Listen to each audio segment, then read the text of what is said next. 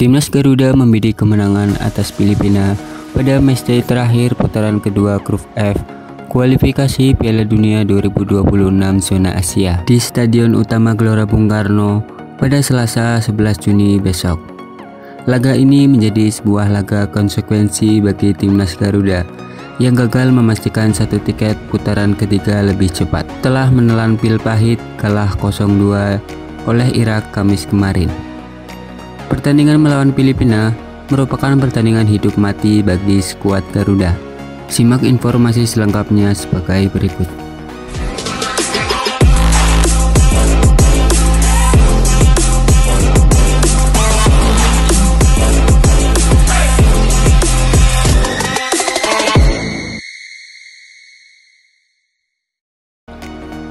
Berhadapan dengan Filipina, di atas kertas Timnas Indonesia seharusnya bisa mengalahkan Filipina. Namun, The Askal yang ditukangi oleh nakoda baru Tom Saintfiet mempunyai peluang mengubur dalam-dalam harapan skuad Garuda jika Jai Idses dan kawan-kawan teledor dalam menghadapi perlawanan Filipina.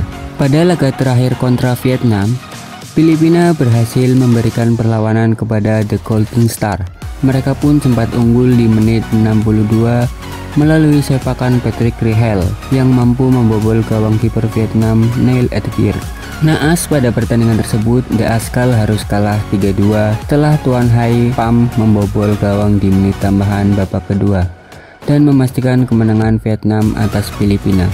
Dari kemenangan tersebut, Filipina berhasil memperoleh 6 poin, selisih 1 poin dari Indonesia di posisi kedua.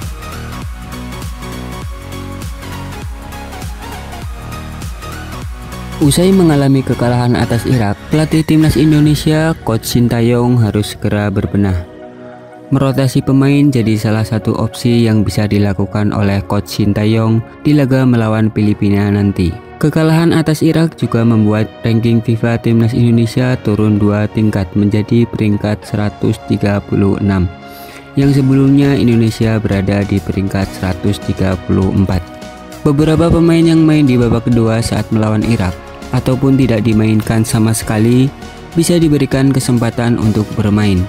Inilah daftar pemain Timnas Indonesia yang baru masuk di babak kedua ataupun belum diturunkan pada laga melawan Irak kemarin. Yang pertama, Asnawi Mangku Alam. Asnawi Mangku Alam diturunkan pada menit ke-65 saat menghadapi Irak. Ia masuk bebarengan dengan Pratama Arhan dan Ivar Jenner untuk menggantikan Sandy Walsh, Tom Haye, serta Shane Patinama.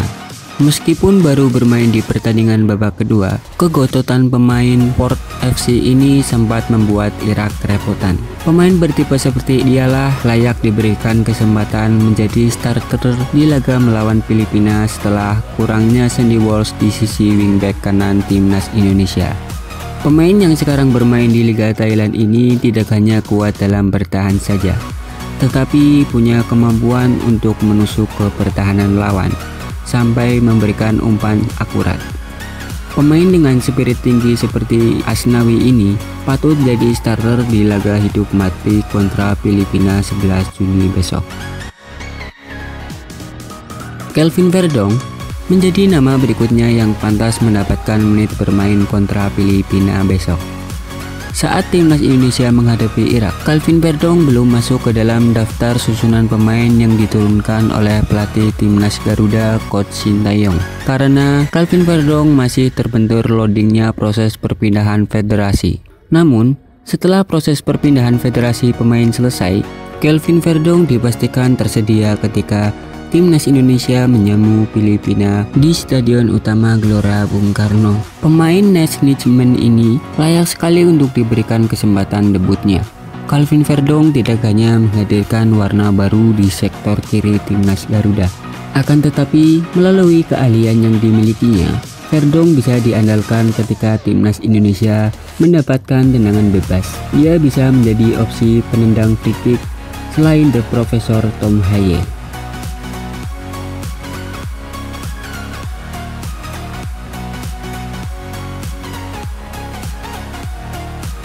Sintayong baru memainkan Egy Maulana Fikri pada menit 89 di pertandingan kontra Irak.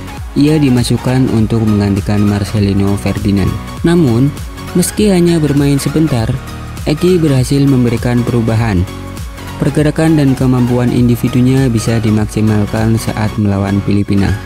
Pelatih asal Korea ini sepertinya bisa mempertimbangkan untuk menurunkan Egy pada pertandingan melawan Filipina besok.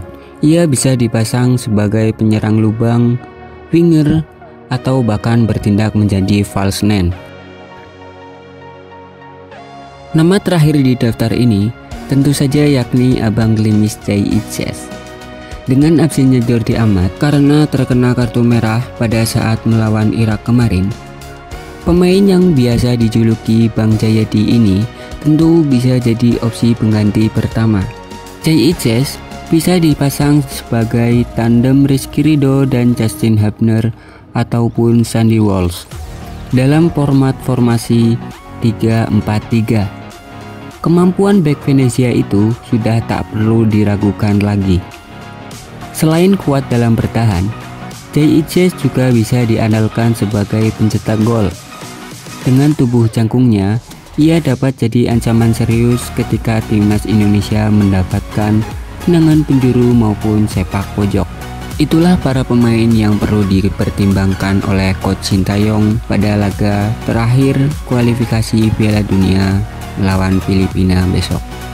Karena potensi mereka juga mempunyai reputasi yang bagus di level klub. Mampukah skuad Garuda mengalahkan Filipina dan menggoreskan sejarah baru untuk Indonesia? Berikan komentarmu di bawah ini.